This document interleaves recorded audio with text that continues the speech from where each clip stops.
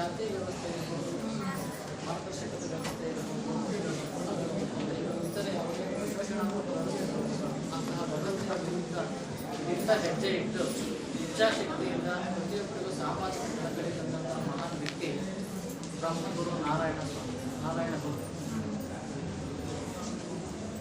ಅಂತಹ ಮಹನೀಯರು ಒಬ್ಬ ವ್ಯಕ್ತಿ ಒಂದು ಕುಟುಂಬಕ್ಕೆ, ಒಂದು ವರ್ಗಕ್ಕೆ ಸೀಮಿತವಾಗದೆ ಇಡೀ ಸಾಮಾಜಿಕ ನ್ಯಾಯ ಪರಿಕಲ್ಪನೆ ದೃಷ್ಟಿಯಲ್ಲಿ ಎಲ್ಲರಿಗೂ ಶೋಷಿತ ವರ್ಗದವರಿಂದ ಮೇಲ್ಪಟ್ಟು ವರ್ಗಕ್ಕೆ ಕೊಡಬೇಕು, ಸಾಮಾಜಿಕ ಸಮಸ್ಯೆಗಳನ್ನು ಕಂಡು ಅವರನ್ನು ಈಡೇರಿಸಬೇಕು, ಪ್ರತಿಯೊಬ್ಬರು ಸಮಸ್ಯೆಗಳನ್ನು ಈಡೇರಿಸಬೇಕು ಅನ್ನೋ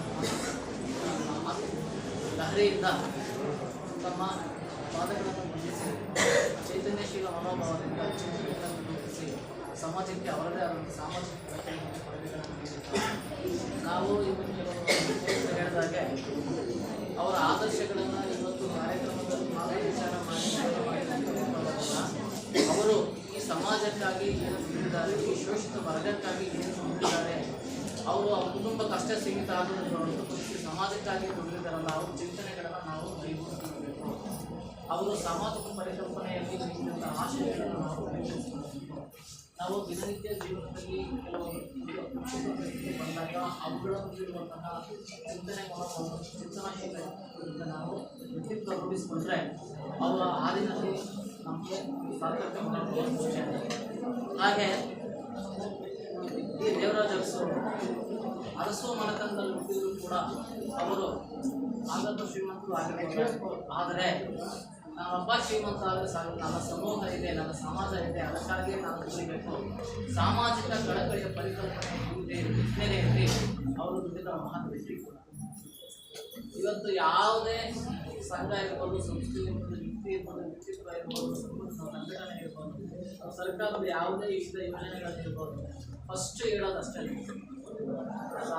ದೇವರಾಜ ಅರಸು ಅಂತ ಅಧಿಕಾರ ಕೊಡಬೇಕು, ದೇವರಾಜ ಅರಸು ಸಾಹೇಬರ ಆಳ್ವಿಕೆಯನ್ನು ತರಬೇಕು ಅನ್ನೋದು ಎಲ್ಲರೂ ಕಾನ್ಸೆಪ್ಟ್.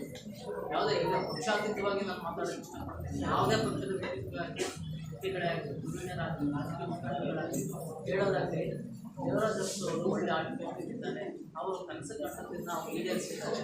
ಅವ್ರು ಏನು ಕನಸು ಕಟ್ಟಿದ್ದಾರೆ ಅವೆಲ್ಲವೂ ಕೂಡ ಭಾಳ ಶ್ರೇಯಸ್ಕರ ಕನಸು. ಕರ್ನಾಟಕ ಸರ್ಕಾರದಲ್ಲಿ ಪ್ರಚಲಿತವಾಗಿರುವಂತಹ ಕರ್ನಾಟಕ ಭೂ ಸುಧಾರಣಾ ಕಾಯ್ದೆಗಳಾಗಿರ್ಬೋದು, ಭೂ ಮಂಜೂರಾತಿ ಕಾಯ್ದೆಗಳಾಗಿರ್ಬೋದು, ಮತ್ತು ಉಳುವ ಮನೆ ಭೂಮಿಯ ಒಡೆಯಾದ ಕಾನ್ಸೆಪ್ಟನ್ನು ಮೊಟ್ಟ ಮೊದಲ ಬಾರಿಗೆ ತಂದಿದ್ದ ಮಹಾನ್ ಚೇತನ, ಮಹಾನ್ ವ್ಯಕ್ತಿ ಅವರೇ ದೇವರಾಜ ಅರಸು. ಇವತ್ತು ಅವರು ಮಾಡಿದಂಥ ಅಂಶಗಳು ಮತ್ತು ಅವರು ವಿಧಿಸಿದಂತಹ ಆತ್ಮಾತ್ಮಕ ಚಟುವಟಿಕೆಗಳು ಇವತ್ತು ಸದಾ ಸಕ್ರಿಯವಾಗಿದ್ದಾರೆ, ಸದಾ ಕ್ರಿಯಾಶೀಲ ಆಗಿದೆ. ಆದ್ದರಿಂದ ಆ ನಿಟ್ಟಿನಲ್ಲೇ ಇವತ್ತು ಎಲ್ಲ ಜಗತ್ತಿನ ನಾಡಿನೆಲ್ಲೆಡೆ ಕ್ರಿಯಾಶೀಲ ಮನೋಭಾವ ಇದೆ ಅಂತಂದರೆ, ಆಡಳಿತಾತ್ಮಕವಾಗಿ ಒಂದು ಕ್ರಿಯಾಶೀಲ ಮನೋಭಾವ ಇದೆ ಅಂದರೆ ಅದು ದೇವರಾಜ ಅರಸು ಅವರು ರೂಪಿಸಿದಂಥ ನಿಯಮ ಮತ್ತು ಕಾನೂನು. ಹಾಗಾಗಿ ಇಂತಹ ಮಹಾನ್ ಚೇತನಗಳವರ ಜಯಂತಿಯನ್ನು ನಾವೆಲ್ಲ ಆಚರಿಸ್ತಾ ಇದ್ದೀವಿ ಅಂತ ನಮಗೂ ಕೂಡ ಒಂದು ಸೌಭಾಗ್ಯ ಅನಿಸುತ್ತೆ. ಈಗ ನಿಮಗೂ ಗೊತ್ತಿರ್ತದೆ, ಈಗ ನೀವು ಅಷ್ಟೇ ರಾಜ್ಯಗಳ ಹೋದರೆ ಸ್ನೇಹಿತರು ಸಾಕಷ್ಟು ಜನ ಸಿಗ್ತಾರೆ, ಓಡಾಡೋದಂತ ಸಿಗ್ತಾರೆ. ಅವಾಗೆಲ್ಲ ಇಂತಹ ಭಾಗ್ಯ ಇಲ್ಲ, ಅವ್ರು ನೋಡ್ಬೋದು ಅಷ್ಟೇ. ಆದರೆ ಇಂತಹ ವೇದಿಕೆ, ಇಂತಹ ಕಾರ್ಯಕ್ರಮದಲ್ಲಿ ಬಂದು ಅವರ ಚಿಂತನೆಗಳ ಕೆಲವು ನೋಡಿ ಅವ್ರು ಕೇಳೋದನ್ನು ಡಿಟೇಲಾಗಿ ಹೇಳಿದರು. ವಿಶ್ವಣ್ಣ ಅವರು ಡಿಟೇಲಾಗಿ ಹೇಳಿದರು, ಅವ್ರು ಎಲ್ಲಿ ಹುಟ್ಟಿದ್ರು, ಯಾವ ಕ್ರಾಂತಿ ಹುಟ್ಟಿದ್ರು, ಅವ್ರು ಏನಾಗಿದ್ರು, ಅಥವಾ ನದಿನಲ್ಲಿ ಹುಡುಗಿದ್ರು, ಒಂದು ಶಿಲೆ ಮಾಡಿ ಆ ಶಿಲೆಗೆ ಮೂರ್ತಿ ಸುಲಭ ವಿಚಾರವನ್ನು ತೋರಿಸುವಾಗ ಇಂತಹ ವಿಚಾರಗಳೆಲ್ಲ ನಾವು ಒಳ್ಳೆಯ ಗುಂಪಾಗಿದ್ದರೆ ಖಂಡಿತ ಅದು ನಮಗೆ ಮುಟ್ಟೋದಿಲ್ಲ.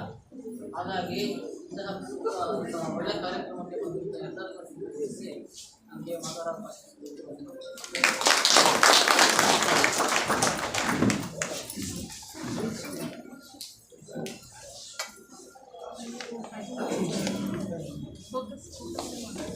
ಎಲ್ಲ ಮಕ್ಕಳಿಗೂ ಸಿಹಿ ಇದೆ, ಸ್ವಲ್ಪ ತಗೊಂಡು ಹೋಗ್ಬೇಕು.